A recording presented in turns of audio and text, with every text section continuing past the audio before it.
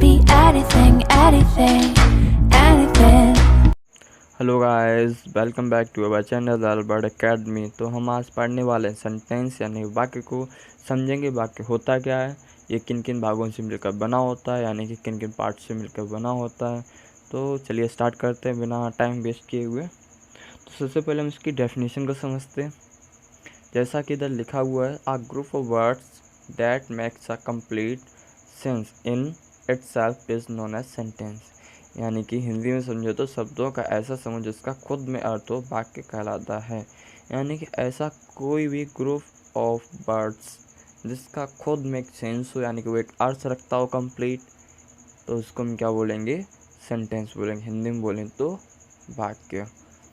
तो चलिए इसको एग्जाम्पल से समझते हैं।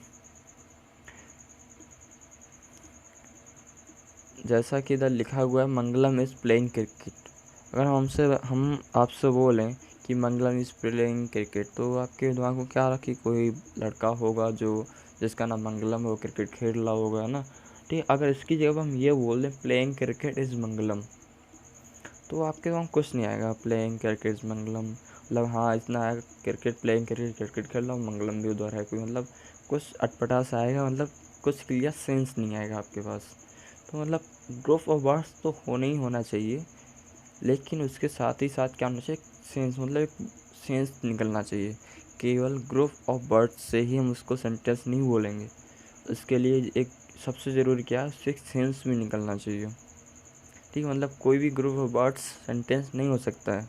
उसके लिए ज़रूरी क्या है कि उसका एक अर्थ निकले, यानी कोई एक सेंस निकल रहा हो, कंप्लीट सेंस।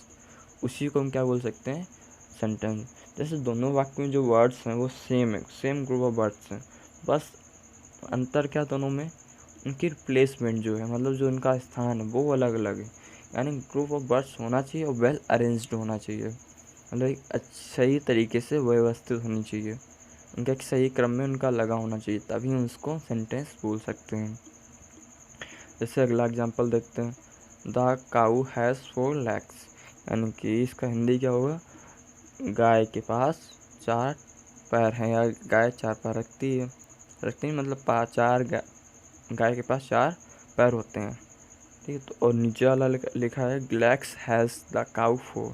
तो लेग्स हैज़ द काऊ 4 इसका सेंस ही नहीं निकल रहा, जबकि ये भी ग्रुप ऑफ वर्ड्स है ना, तो ये सेंटेंस नहीं होगा। जबकि ऊपर वाला क्या है, द काऊ हैज़ 4 legs, यानी कि इसका एक कंप्लीट सेंस निकल रहा है, तो ये इसको हम क्या बोलेंगे, सेंटेंस बोलेंगे। आई होप आप लोगों को समझ में आ गया होगा कि सेंटेंस क्या होता है, उसका मतलब क्या होता है। तो चलिए आगे बढ़ते हैं। अब every sentence is made up 2 parts, यानी कि प्रत्येक वाक्य जो होता है वो 2 भागों से मिलकर बना होता है। पहला सब्जेक्ट होता है, दूसरा प्रेडिकेट होता है। सब्जेक्ट को हिंदी में कर्ता बोलते हैं, प्रेडिकेट को हिंदी में विधेय बोलते हैं। तो हम सबसे पहले सब्जेक्ट को देखते हैं। तो जैसे कि इधर डेफिनेशन लिखी हुई है, the subject is the doer performer of the action which is taking place in the sentence. ठीक, या which we talk about is, मतलब या तो सेंटेंस में जो एक्शन कर रहा होता है उसको हम सब्जेक्ट बोलते हैं, यानी जो एक्शन हो रहा है, जो काम हो रहा है उसको सब्जेक्ट, मतलब करने, जो उस एक्शन को करने वाला जो इंसान है या कुछ भी कोई भी है उसको हम सब्जेक्ट बोलेंगे। या जिसके बारे में बात की जा रही है, चाहे वो वस्तु हो, यानी कि कोई थिंग हो, या कोई पर्सन हो, या कोई प्लेस हो, कुछ भी हो सकता है, यानी जिसके बारे में बात की जा रही है या जो एक्शन कर रहा होगा। ठीक है, एक्शन तो जो सजीव होंगे यानी लिविंग बीइंग होंगे वही कर सकते हैं। ठीक है, और जिस बात तो किसी के बारे में की जा सकती है, चाहे वो किताब हो सकती है, किसी प्लेस के बारे में बात की जा सकती है, मतलब किसी के भी बारे में बात की जा सकती है ना। तो सब्जेक्ट कुछ भी हो सकता है, नाउन प्रोनाउन।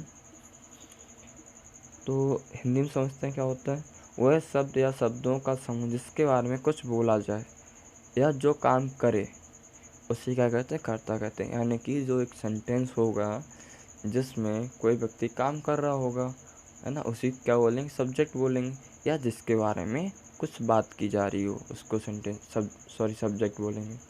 तो एग्जांपल देखते हैं इसका और क्लियर हो जाएगा। The sky is blue. तो इसकी हिंदी होगी आकाश नीला है। तो किसके बारे में बात की जा रही है? स्काई के बारे में, यानी कि द स्काई के बारे में हिंदी में बोले तो आकाश के बारे में बात की जा रही है। तो द स्काई हमारा क्या होगा? सब्जेक्ट होगा इसमें। ठीक है, जैसे अगला एग्जांपल देखते हैं। हाँ, नोट पॉइंट देख लेते हैं उससे पहले।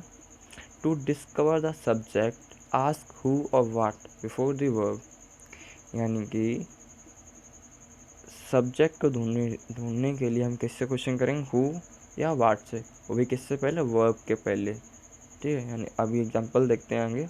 हिंदी में क्या है?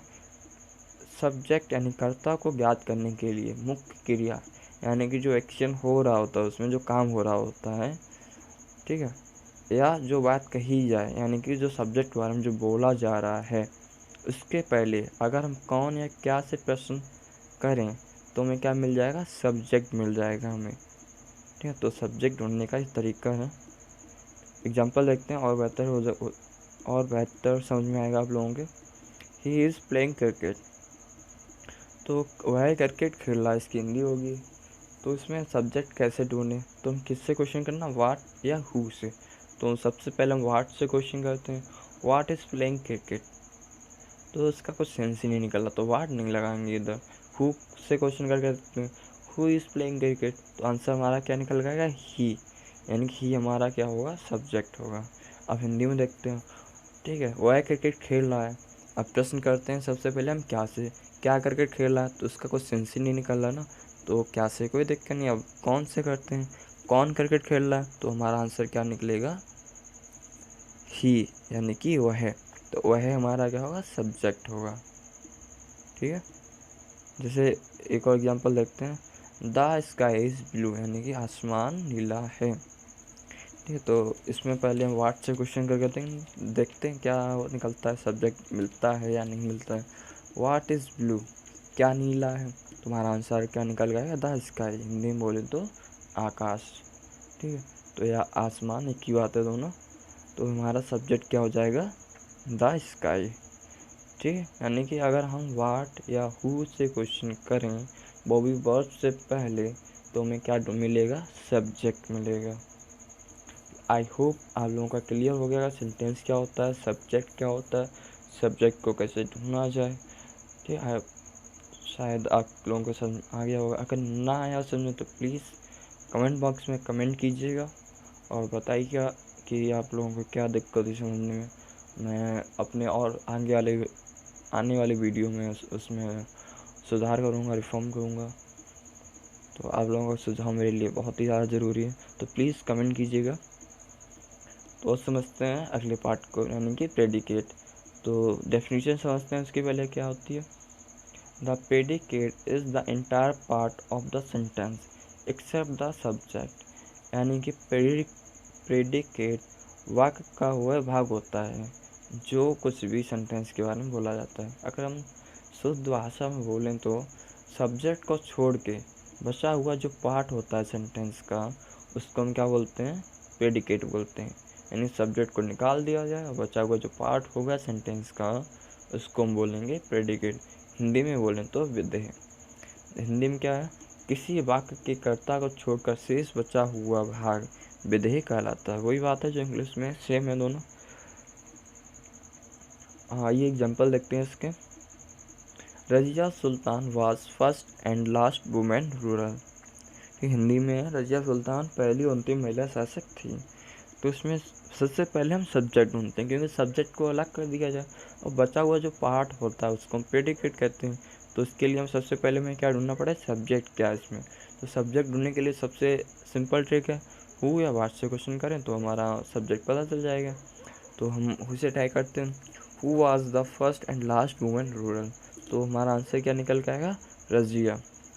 तो रजिया हमारा क्या हो जाएगा? सब्जेक्ट। सॉरी, रजिया सुल्तान पूरा होगा, तो रजिया सुल्तान हमारा सब्जेक्ट हो गया। तो बचा हुआ पार्ट, जैसे बचा हुआ पार्ट क्या है? Was first and last women ruler, तो ये हमारा पूरा पार्ट क्या होगा? ये वाला।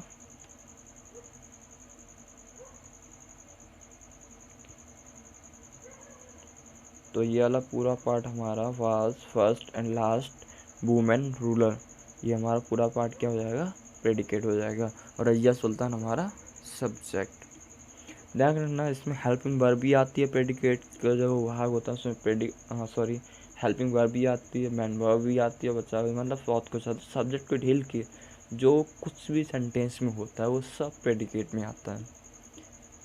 ठीक है, अब देखते हैं आगे, अगला एग्जांपल देखते हैं। My mother has cooked the food. तो हिंदी में क्या होगा उसका, मेरी माँ खाना बना चुकी है। तो इसमें सब्जेक्ट क्या है, तो ढूंढते हैं पहले सब्जेक्ट क्या है। Who has cooked the food, यानी कि खाना कौन बना चुकी है, तो आंसर क्या निकल के आएगा, मेरी माँ, यानी कि माई मदर। तो माई मदर हमारा क्या होगा, सब्जेक्ट होगा। ठीक है, तो माई मदर को छोड़ के जो बचा हुआ पार्ट है हैज़ कुक्ड द फूड, जैसे कि आप देखिए देख रहे हैं हैज़ कुक्ड द फूड, ये हमारा क्या होगा, प्रेडिकेट होगा ना। तो इसी वाले पार्ट को हम बोलेंगे प्रेडिकेट, और जो ये वाला पार्ट है हमारा इसको बोलेंगे हम सब्जेक्ट।